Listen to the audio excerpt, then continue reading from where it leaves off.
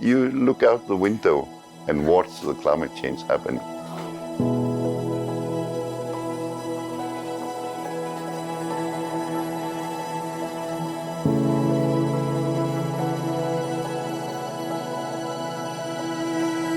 I think what impressed me the most actually was happening here in this town.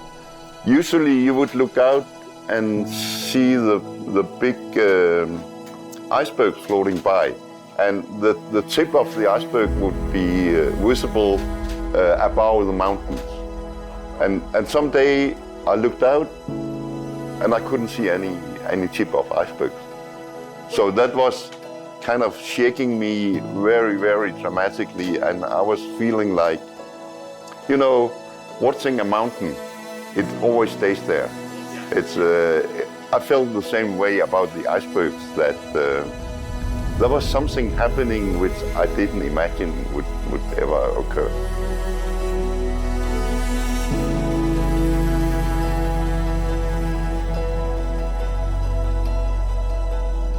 I think Ilulissat is one of the most dramatic places in Greenland to see climate change, because it has one of the largest glaciers in Ilulissat Ice Fjord, and it has some of the biggest changes. You know, that band of clean exposed bedrock that I was talking about, it's really wide, it's huge in Ilulissat, and you can see the glacier flowing into the sea and just how high the stresses are and the ice dynamics causing all those cracks in the icebergs flowing into the ocean. It's a very dramatic setting.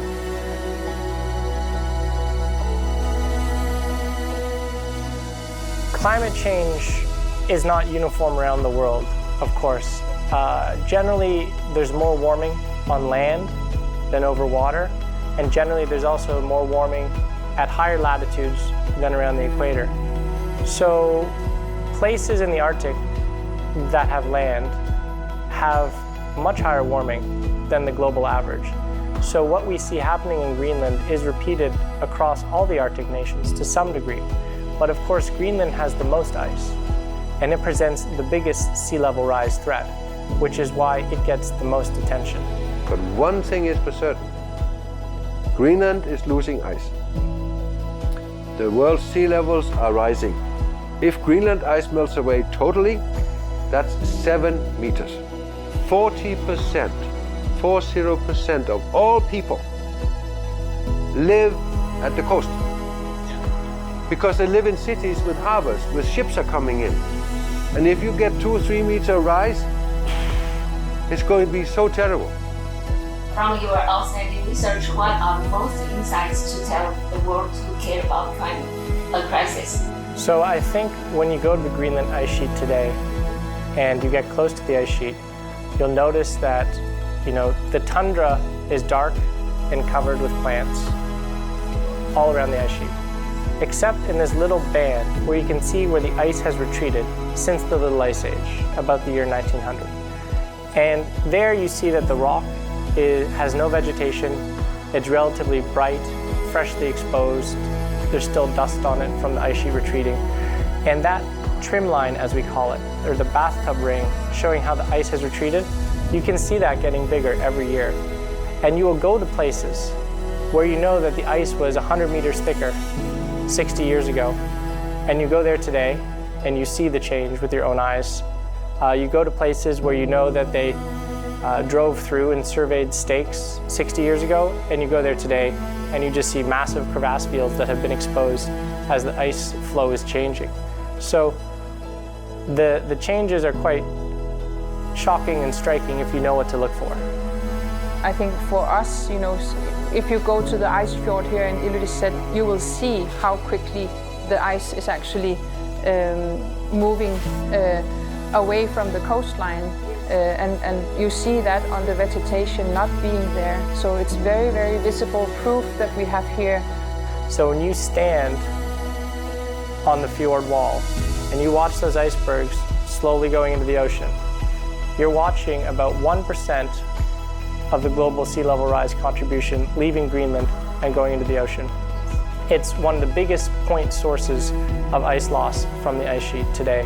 Right now, the ice sheet is losing about 10,000 tons of ice per second every minute of every day of every year. That's on average. That's an inconceivably large number. It's so huge.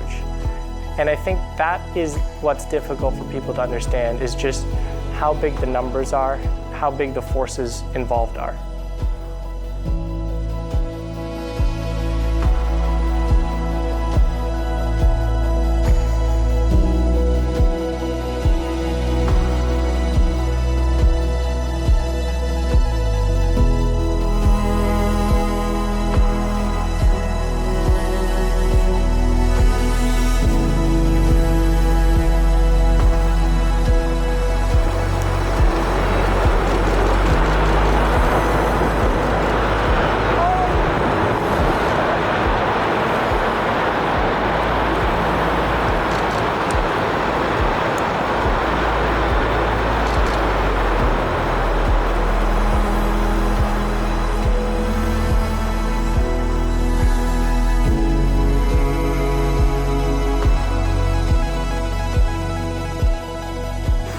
现在在的位置呢是格陵兰岛的天格路上，那后面呢就是非常有名的一个罗素冰川，整个北极冰融速度越来越快。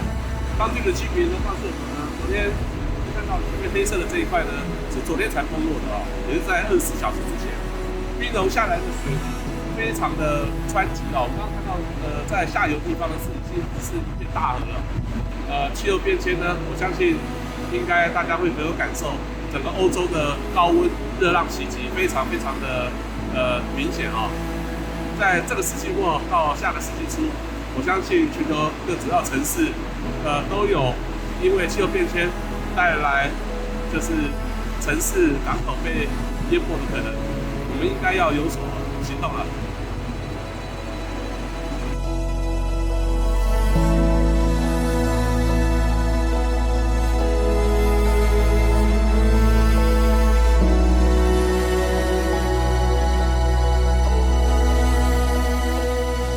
You grow up and then you see all of these beautiful, huge icebergs, and then you come back after like 3 years of studying, and then now they're suddenly decreasing. Because it's different when you hear about it in the news.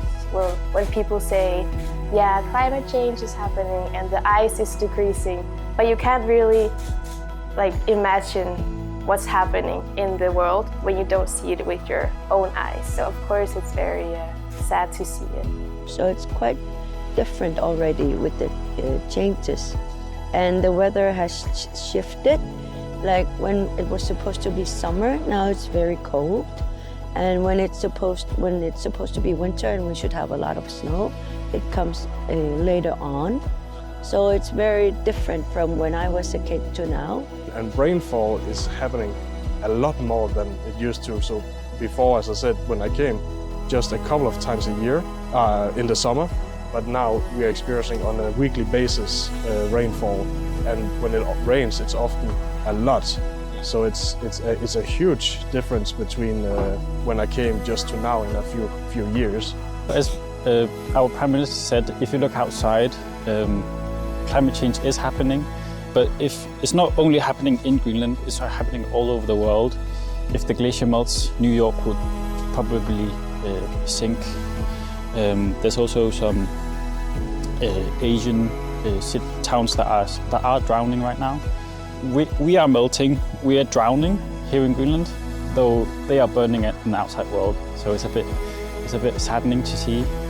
Every single year that we're here, the glacier is receding and the glacier is losing vertical height every single year. So we had substantial change that I'm seeing every time I come out. And even when I guide, when we're walking up the slope behind us, there's water coming down in front of us, and that's the glacier constantly losing mass. Yeah. And because we have very warm summers and the winters are not very cold, we're not gaining ice anymore. The ice is not coming forward as much as it used to, so it's not making up the summer loss. So therefore we have each year a net loss of ice that is catching up to us, and eventually this glacier will be gone.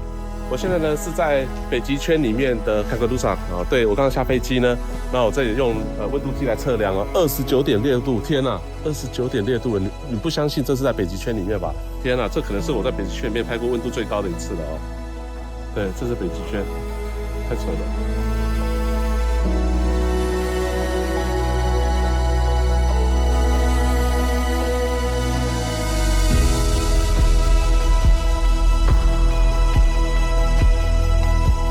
We cannot get around that. We can come up with a lot of other factors that might influence it, but our carbon footprint is the key factor in this aspect, because we don't get around the fact that it is our carbon emissions that are the key factor in this. There is some consensus that a good amount of carbon dioxide to have in the atmosphere would be around 350 parts per million, which would be great. We'd have a stable climate, what we were used to historically. I was born when it was 340 parts per million. Now, some days it gets up to about 410. So we're way past the 350 parts per million threshold. And we see in the ice cores that climate change can happen like this. So, the problem now is that we see a higher level of methane and carbon dioxide than in the last 1 million years. And we know from physics that if you introduce methane and carbon dioxide into the atmosphere, you increase the greenhouse effect. And that means the Earth will get warmer. Did that have some obvious evidence about the research to see? Because the human activity, the reason is from the human activities. The IPCC assessment reports have done a really good job of partitioning the radiative forcings of each of those elements to show beyond a doubt that it is the increase in carbon that is tipping us towards a warmer planet with warmer atmospheric temperatures, but also, and very especially, warmer ocean temperatures. And we talk a lot about atmospheric temperatures, but really about 90% of this extra energy we're trapping in the planet is now in the oceans. That people don't think about that a lot in day-to-day life, but when you think of the Greenland ice sheet and it has those glaciers that dip their toes in the ocean, as warmer water starts to come into those fjords, Ilulissat Fjord included, as you will see, it really starts to melt and destabilize those glacier toes and cause them to flow out faster. So in Greenland, yes, the atmospheric warming is a huge driver of the increased surface melt, and that's a huge issue. But we also have warming from below in the ocean that's destabilizing the tidewater glaciers. So Greenland reflects both of these processes today. 我现在这里的位置呢，是在格陵兰岛呢 Ilulissat 的北方哈。那这里有一个非常有名的冰川，就是爱奇冰川，是冰川崩解哦，一个非常明显的一个现场哦。附近你看到非常多的一个浮冰哦，都是因为崩塌后以后啊，变成非常多小小的浮冰哦，在这附近。我们刚刚沿河过来的时候呢，有很大块的，又各形各状的不同大小的浮冰。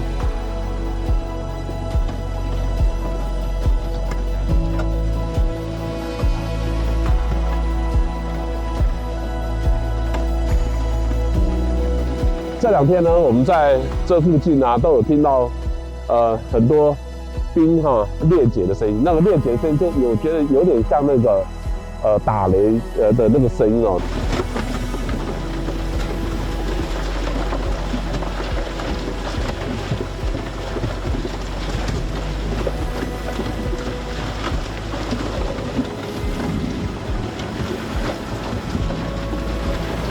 就是非常震撼的一些声音啊，叫啪啪啪啪啪，就是你会感觉好像要发生很重大的事情了哦。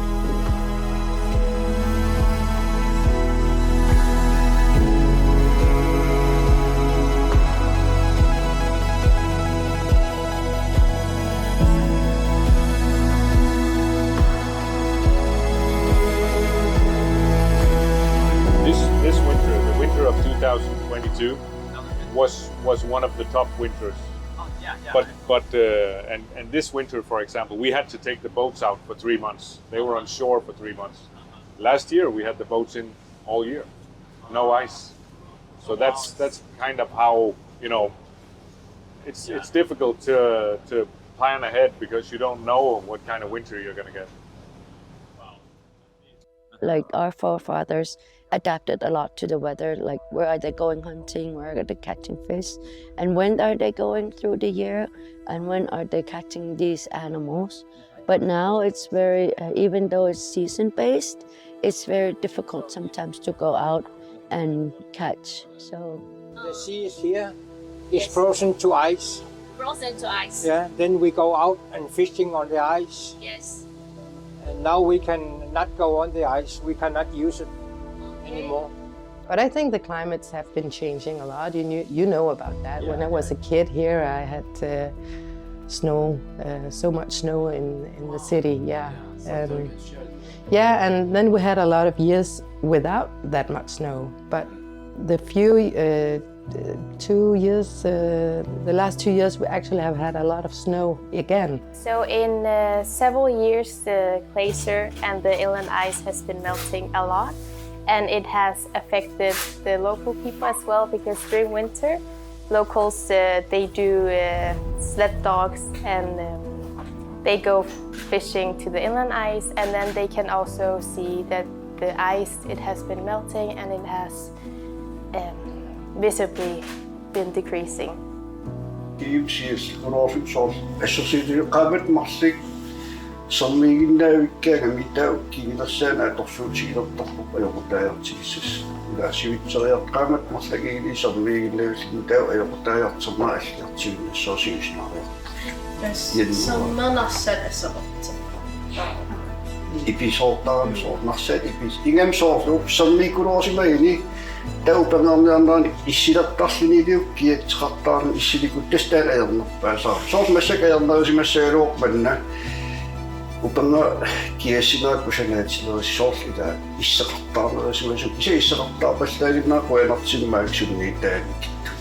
can see the affected area here goes down.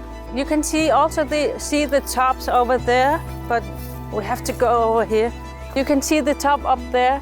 It goes down also. It used to be flat. It melted, and and people cannot live here anymore because of it's unstable. So it can be quite expensive. It needs to be planned well in advance because it needs to come by ship that comes only at regular intervals. Also, a lot of the building and repairs will be constrained to quite a short season. So most of the things you want to do in summer, not in the cold winter. So there is a lot of constraints that relate to the repairs here. 像这个房子呢，就是很明显的，你看下面这条线哈，过去那边呢，在后面的时候呢，照理说它应该是一个平行的线哈，那其实它都已经是扭曲了哦。地基下陷以后呢，造成这个房子呢会有危险性哦，所以他们又做了一些补救的方法，灌到地底下大概6米的以下的地方哦，就是灌了冷却液下去哦，那些水分呢还是可以把它凝结起来哈，然后回到原来的那种强度哦，不要让它地基松软下去哦，这就是现在在克什鲁萨这个地方呢，有弄土溶解以后呢，造成土质呢就是崩陷的问题。那他们所做出来的一个就是补救的一个措施，那他们说是没有办法中的办法了。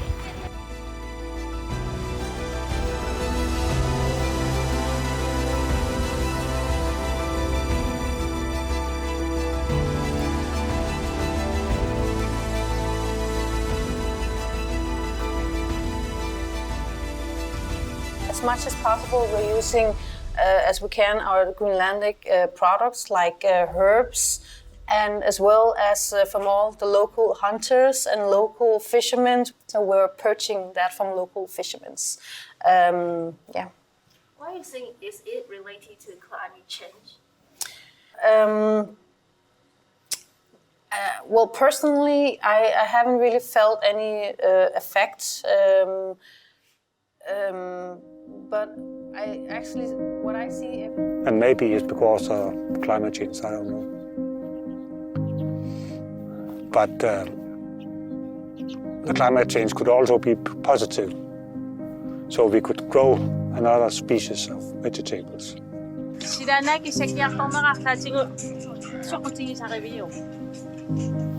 No. But he knows this kind of thing, right?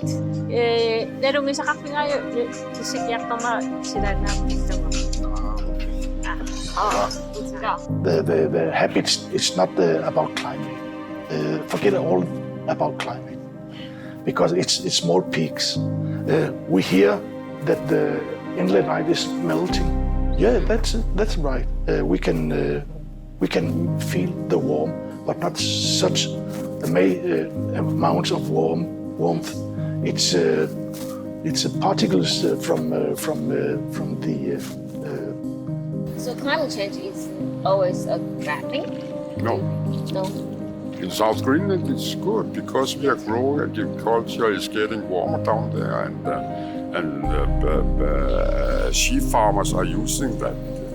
People say that for Greenland also have the bad part about the climate change and much more maybe the good part, the positive part about to the Atlantic. So what's your opinion about that? I know the position, especially further south or the very south of Greenland, that farmers would claim that the crops are growing faster, they get more to feed the animals with grass and stuff like that. But it seems like it's like peeing in your pants. That it warms for a little while and then it gets cold again. It's hard for me to pinpoint any positive sides of climate change, because as I said earlier, it's affecting every way, and in the end it threatens who would we be in the future if not we are able to hunt. That's what we live off. We live off fishing. We live by the ice, with the ice. If it disappears totally, who are we then? I think most people in Greenland, most Greenlanders, they prefer the climate as it was. The history of the country is very cold, and the history of the indigenous people here are hunting for seals, hunting even for polar bear, walrus, whales, and I think most people would like to continue that lifestyle. They view it as their culture and something they value it. They find very valuable. Good horsetail could be problematic because it has quite long roots. So if they sort of grow down into the archaeological layers, they start to destroy the artifacts, but also just like move the soil around, so we don't have a structural layer anymore. So that could also be a problem for archaeological sites, that we get more. And that means that all of the human waste, the human activity, the animal bones, the skin, everything that used to be preserved in the cold is now slowly disintegrating in the heat. You can end up having like really beautiful plants, but no archaeology left. Because you can, with a glacier you can see it with your own eyes, it's melting. But here we have things that are hidden beneath the ground. So and that's also our fear, that if you have a site and you come back in 20 years, it's just completely gone. I don't think it would be a problem for us to live here. And also when the ice is disappeared, because we live high, the sea level will get higher, but it will even reach the houses. We don't have houses near to the sea like you have in Europe, and the countries are very lower, and I think they are the first countries who have to face it hard when it comes to the... Greenland is still one of the sweet spots on Earth, I think. It's pure, it's clean, I mean, if you like outdoor life, this is the place to be.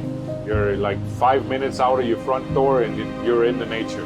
The only downside is that we get fluctuating weather, we get more unstable weather.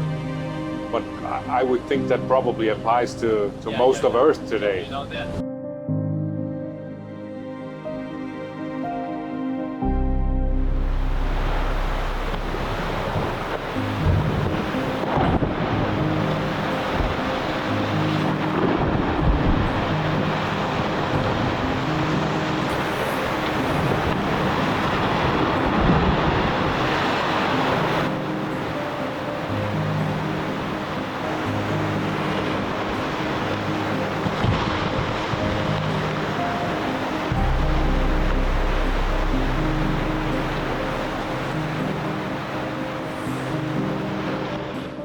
Amalu alisanneq imatuannertinerusum eqqornerluneqanngila iluaqqussiuq ilatingullu malunangiusattumi imma kinguariartoqarsinnerusumi finaassigingituni.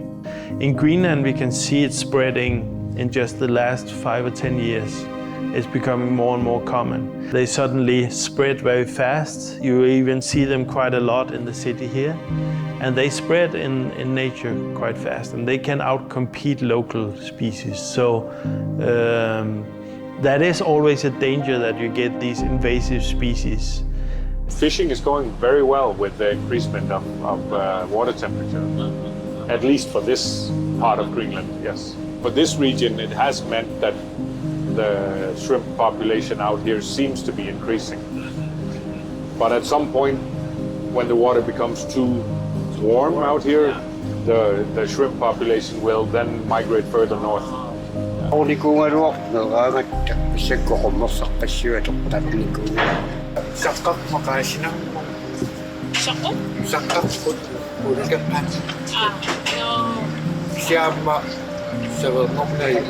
If you suddenly lose those fatty Arctic species, that means that species like the humpback whale have to eat a lot more of other organisms that is not as fatty to get the same amount of energy. We are not seeing that, it's not happening yet, but it's just these are potential things that could happen in the future, that we see a shift because these Arctic species are moving further away. They are cold in the summer, for example, so the sheep can come home not so big, thick, the skin is too skinny. They have to be fat in the December month, so they have to be fat and fit so they can have twins. If they are not skinny, it's so they normally would only birth one.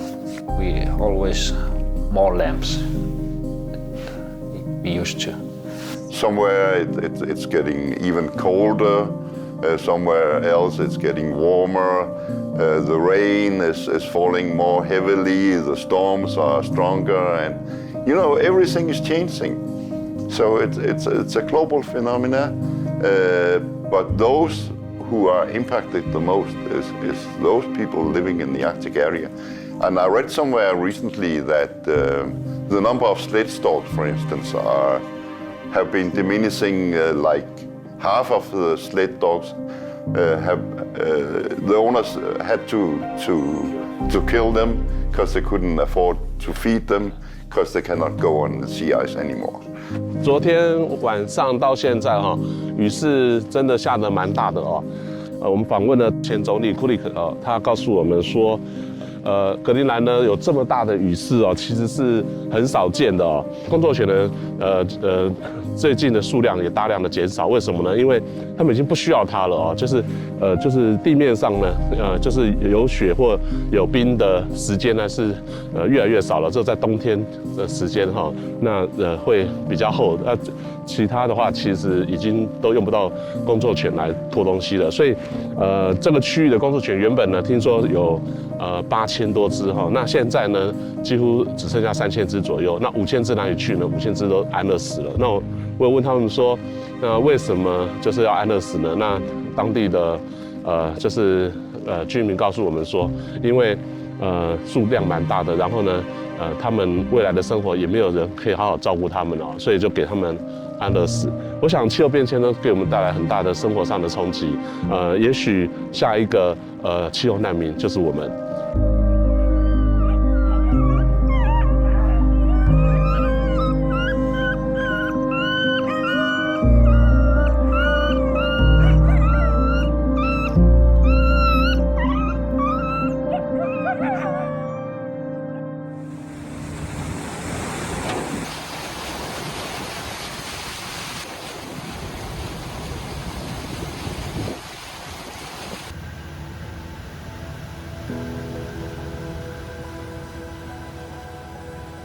we have about 100 projects per year or something like that coming in, and we have about 250, 300 scientists. I started up this project up in northeast Greenland, I think almost 30 years ago, and it's still running, and we are still doing very much the same, where they have been lying there hard working for maybe 12 hours per day out in the field.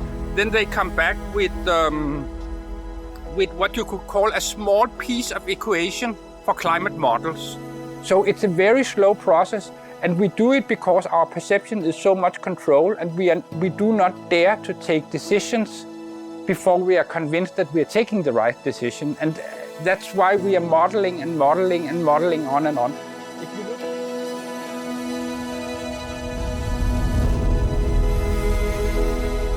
Do you still remember last year in the August 14th, you know, they have the toast and in New York Times about the raining in the ice sheet.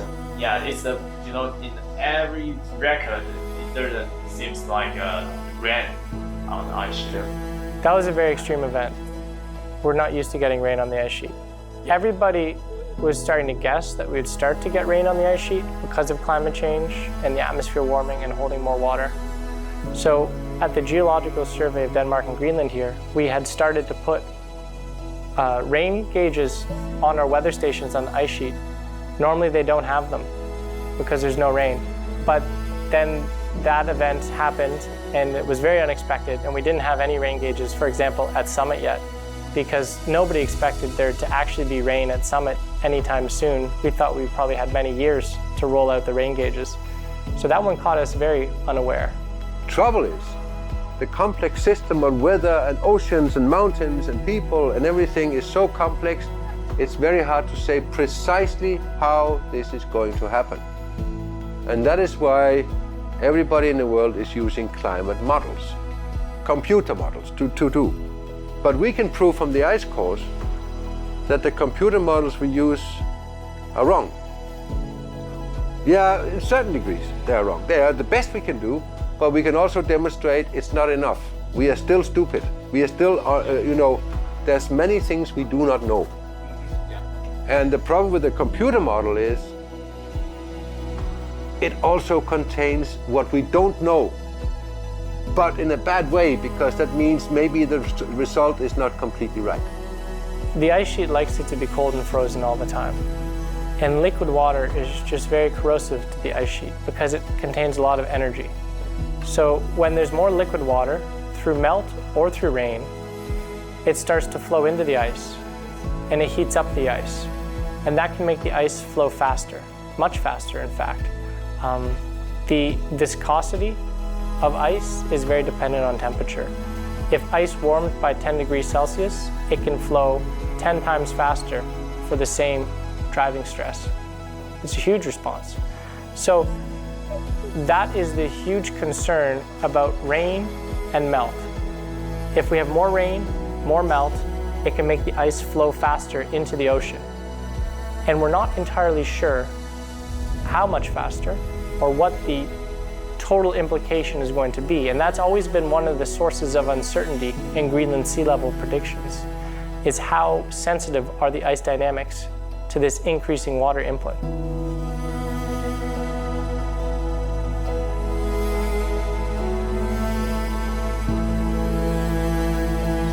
Generally, our models and our climate models are best at reproducing the average, and extreme events can be challenging because some of these events that bring rain to Greenland, for example, they're over a very limited space and a very limited time.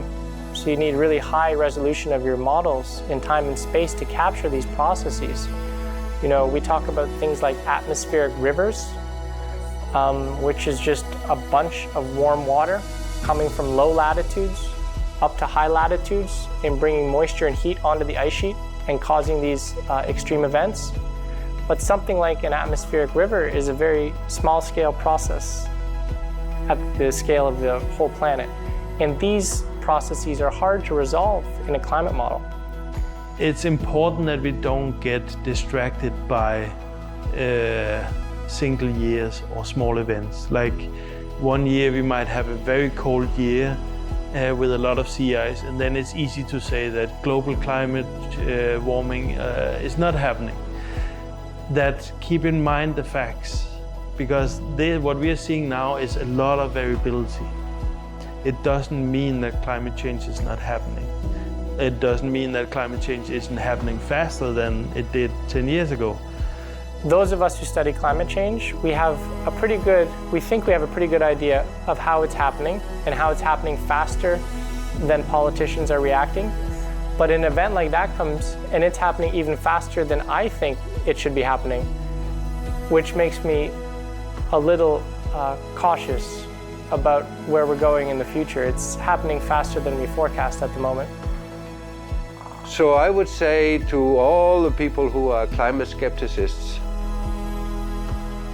that if they believe in physics and mathematics, if they believe in 2 and 2 make 4, and if they believe that certain gases like methane and CO2 actually enhance the greenhouse effect, and the Earth will be warmer, that's enough for them to worry.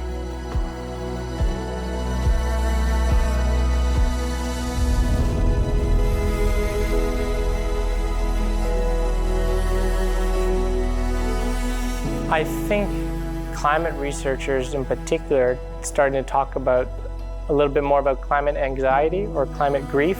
Yes. When you think about the future, yes. Just this gloom. It's not joyous work to project the demise of the Greenland ice sheet and wondering about what that's going to mean for the world and wondering why nobody seems to care and you scream alone into your pillow or Twitter account and no one cares.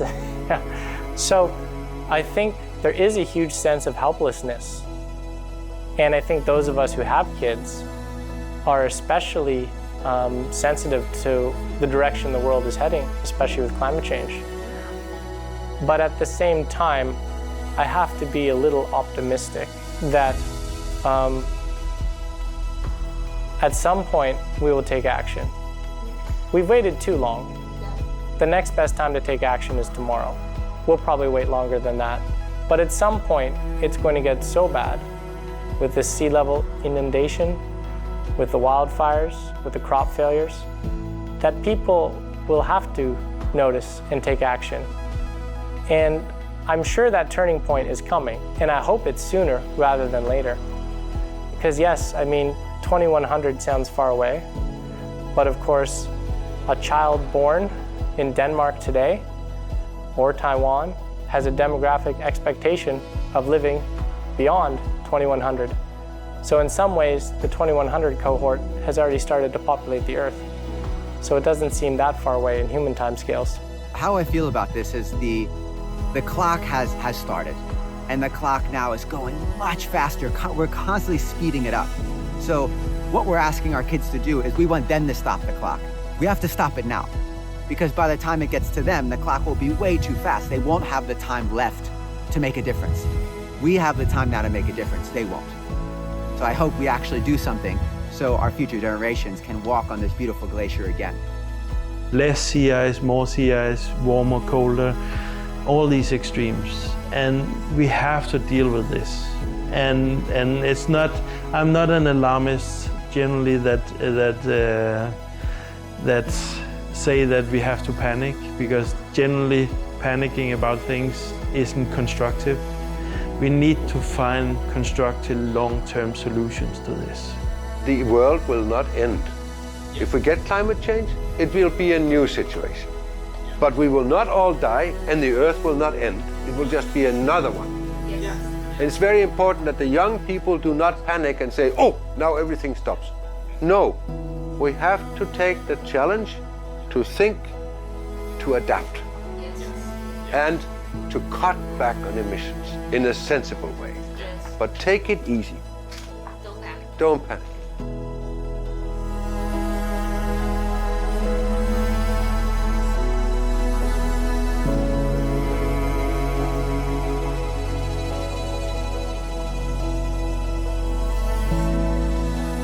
And the last 3 IPCC reports have been pretty conclusive in saying it's CO2, we need to lower CO2. It's CO2, we need to lower CO2. It's CO2, we need to lower CO2. I don't think writing more scientific papers is the best way to address this problem. You could hire 1,000 glaciologists and the ice sheet will still melt at the same rate. Yeah. All we can do is diagnose the scale of the problem. So I think the most important task facing us right now on the climate action is educating people. And educating the people in charge, or educating the people who aren't in charge to tell the people who are in charge what to do. Trying to wrap that up for people in a way that they can digest in between the other things they have going on in their lives. I mean, looking after the kids, looking after the parents, doing their job at work, maybe having a hobby, seeing their friends, and then caring for climate 1%, 2%, maybe 5% of their time. My message is very simple. Please, please, please stop burning fossil fuels and go on renewables. Wind, solar, hydropower, whatever. That would be so lovely. We can always do something individually. We don't have to wait for others to do so or tell us to do. And I think it's very important that we all think that we can start today. We don't have to wait. So I think focus should be replacing fossil fuel on very large volume consumers like power plants or production facilities in general. Our neighbors are burning, we are drowning, so please be more thoughtful of your fossil fuel consumption and commute to work by public transport at least once a week. That would be nice.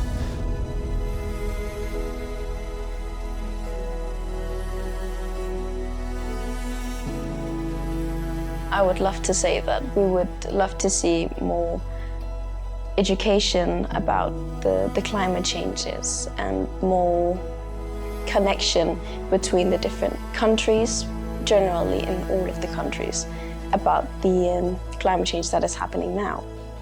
Because after all, climate change is under children's rights. Every child has the right to live in good conditions. I have and quite big workshops where I have had all from local hunters to, you know, and also representatives from the scientific community, and then all the relevant stakeholders, both national and international stakeholders, in relation to these issues, simply to discuss what are the important issues and how can we solve them together. I don't want to stimulate the ideas. I want to facilitate the process of getting the ideas, and I think that's one of the things that I can actually, that I can make people with very different backgrounds cooperate, and that's maybe my best quality. It's useful to think of 3 possible futures: the low emissions future, or Paris Agreement, a middle of the road, and then a high emissions. And right now we're on the high emissions trajectory, which some people call Mad Max world. It is low technology, low cooperation. It's not a good place. It ends up in resource scarcity and a very poor climate, like the movie Mad Max. At the very far other end is the low emissions pathway, which would be Paris Agreement. And some people call that Star Trek world, where it's like high technology and high cooperation. And then somewhere in the middle is maybe this third road, which is something like what Denmark has today, sort of ecotopia, where we have medium technology, medium cooperation, but we all have relatively smaller carbon footprints. And you know, trying to explain that range of possibilities to the average person and why we should be so afraid to avoid the high emissions scenario, that's a huge challenge, because it's not a very positive message. Now, I've seen in Greenland how much it has changed. I remember the icebergs being twice as tall. I've seen the diminishing of the sea ice until we could no longer ride our dog sleds. I've seen the retreat of glaciers and the heating of our summers. It's changing the very livelihood that we Greenlanders came here for. You see the beauty of Greenland? What's worth protecting that we would like people to come and visit? We need cradle-to-cradle design. We need zero-emission society, but most of all, we want a future we can be hopeful for, one that our children are looking forward to grow up in, one with sustainable transportation, earthly, biodegradable goods and services, and we need a sustainable community that we can invite you to here in Greenland. 解冻格陵兰采访记录团队亲自造访11个城镇，与专家学者、政府官员、当地居民深度访谈。气候变迁已经是不争的事实，因应调适跟积极的付诸行动，才是我们每一位都必须面对的课题。然而，格陵兰的冰融也带来了丰沛的水利资源，使得这里的再生能源使用率超过了60%。孩子们能在夏季的溪边开心玩水，变暖的洋流带来了丰富的渔业资源。从冰层中裸露的土地，有着更多的可供畜牧、耕种的农业发展机会。我大胆地预言，渐渐地，在北极的格陵兰将成为宜居的城市。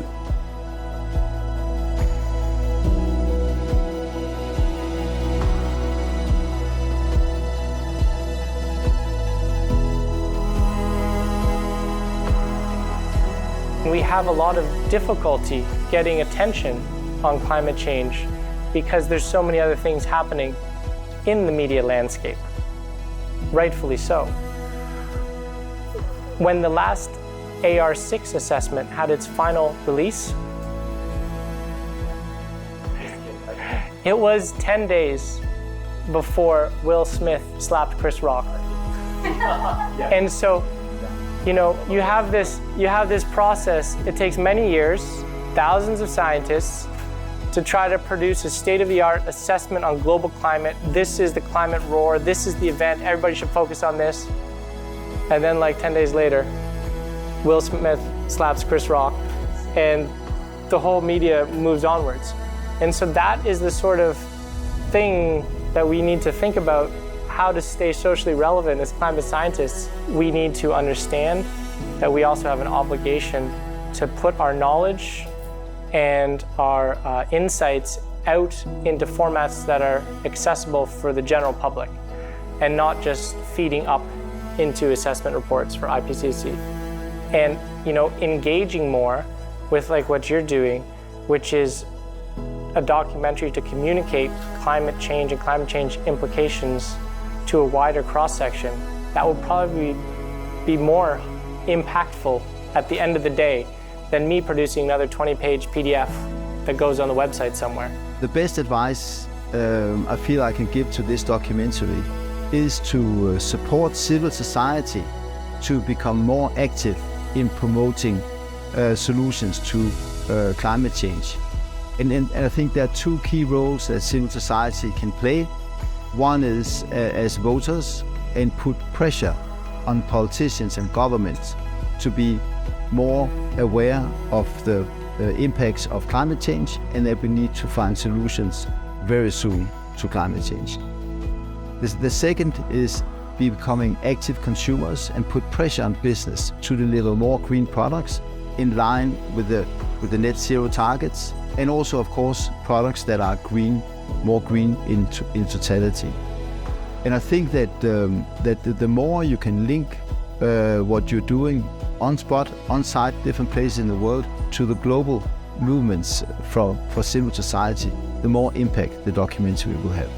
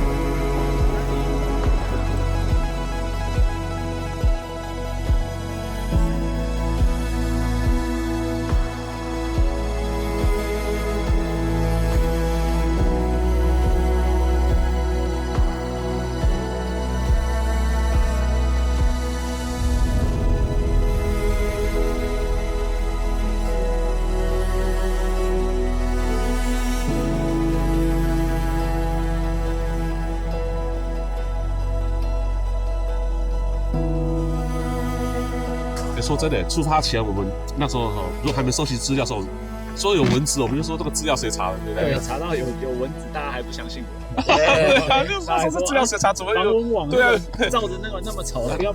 结果当地人呢，让我们来这里的时候，那个向导带着防蚊网，结果我们反而这个外地人，那个蚊子呢，就像那个战斗机一样，然后不断的攻击，想到千万个人在欢迎你，就是蚊子大军在机场。现在看到那些在飞的都是蚊子。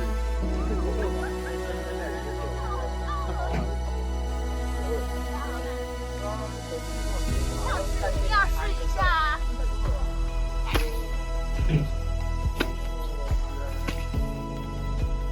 啊！哇！这个蚊子的 size 是录得到的。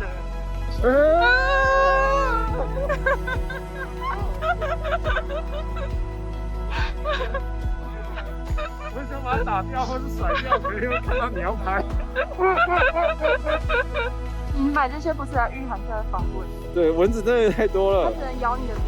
对，我要把鼻子也盖起来。你有没有觉得这几天那个船长都会开船？对啊，船长在这边。那个船，我不敢开，因为我们那个船小小的，那个冰有的很大，那个撞下去跟撞石头一样。开玩笑，每次都很怕甩我。所以我就一上去，我马上就找那个救生带，所以我已经穿得整整齐齐的。我觉得那个实在是风险太大了。然后开船的都是他们当地的原住民，都是经验非常好的那个老船长，开得很快，然后闪的那个闪过去甩尾。我看到他那个冰，他怎么找到那个缝可以甩过去甩过来？哇，真的很厉害。更挑战的是说，很多我们知道说那个冰块啊，它不是只有表面上我们要闪表面的冰，它下面还是吃水，下面还有吃水那么深。其实它下面的那些还有冰层，有时候肉眼看到它其实下面很大一片都是蓝色的，它还要闪过那一片，其实就知道说哇，那个每一个要经验要会。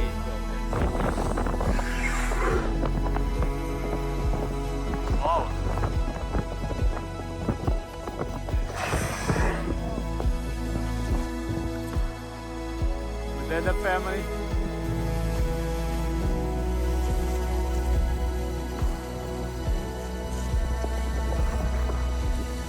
你们要撞到冰山嘞！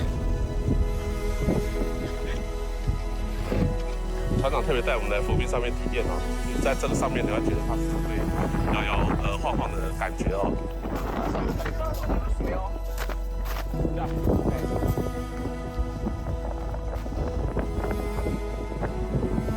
以前我们看浮冰都是看电视上有没有，或者看什么报道。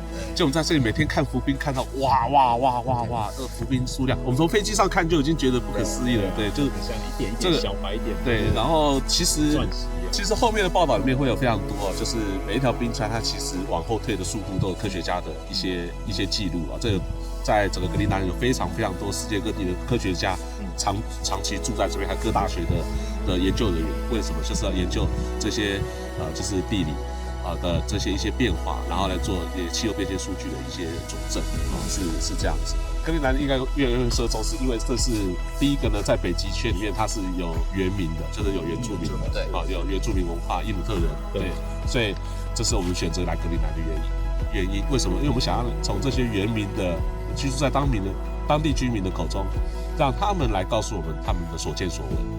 因为这里的极端气候的变化，可能就是我们家乡、我们每一个城市未来的样貌所要面对的所谓的急剧变化情形。有人可能认为说你们在这个北极附近当然就是这样子，他说不是，他们以前其实是蛮稳定的变化的。我们甚至有问当地人，是说他们如何的去选择，说就是他们的穿着。假设他可能要出去一个行程，可能是1天啊，或者是2天。那他不确定就是天气的状况到底怎么样，然后当地人就回答说，就是其实他们早就习惯了，对啊，就是早就习惯这样的状态。这里的大自然的景观景色，然后这些变化呢，都不是我们在台湾可以想象的。我可以这么说吗？对，没错，你都看不到。然后是不是说我们在台湾这样出发之前到现在来，你看见的是不是都觉得它甚至都更放大？对不对？你第一次到冰川下面，还到冰峡湾的时候，你有什么感觉？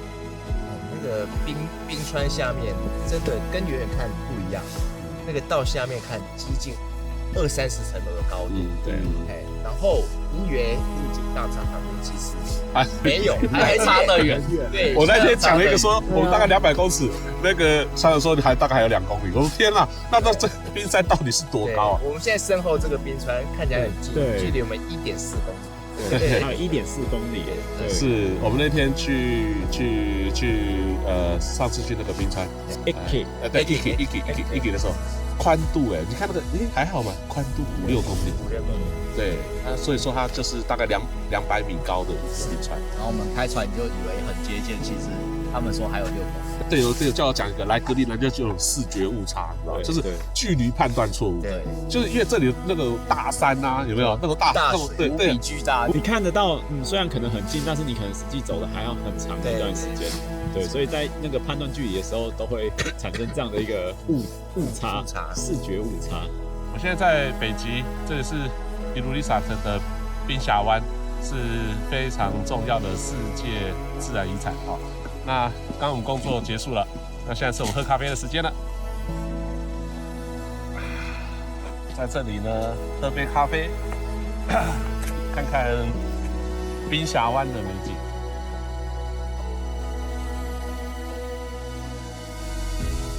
来格陵兰发现什么？知道？坐船、坐飞机不正常开是很正常的。那个飞机说不飞就不飞，说2个小时以后就2个小时以后，引擎坏掉就整个都不用开了。有一句话形容怎么样？他们格陵兰语叫做 Imaga， 他们把它解释英文叫做 maybe， 更贴切的叫做再说吧，再看吧。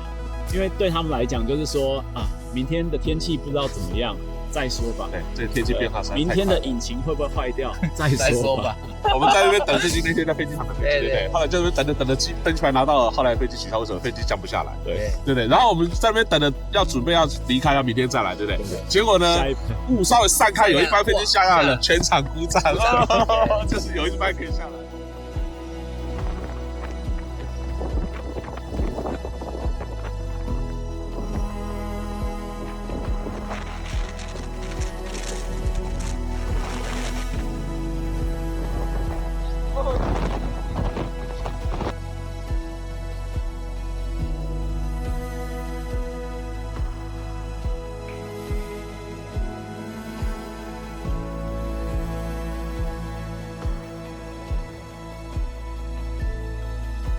根本是没有什么蔬菜，都是进口来的，所以吃当地的食物。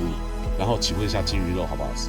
我跟你讲现在一盘金鱼肉跟一盘高丽菜，你会选什么？绝对是走在路上，然后经过一个那个菜摊，然后我就看哇有菜，然后那个菜吃起来有点像是三芹菜。对，在 CC Mut 的时候，他说大概距离在30几公里外的地方，然后那边有一片就是会在夏天的时候它会长出的菜，所以它就是短短的时间，然后才长出来的叶子。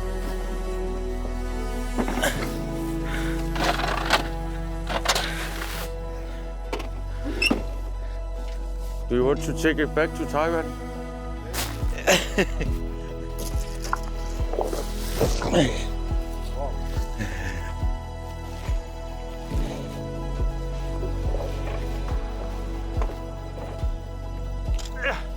很重吗？还蛮重的，绳子都被这些草跟土给都缠住了。制造日期是2003年，重点是 Made in Taiwan。哇，这是从台湾来的电视哎。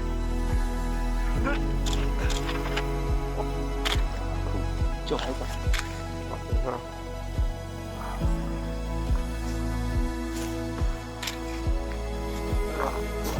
哦，This is from Taiwan. Made in Taiwan. Yeah.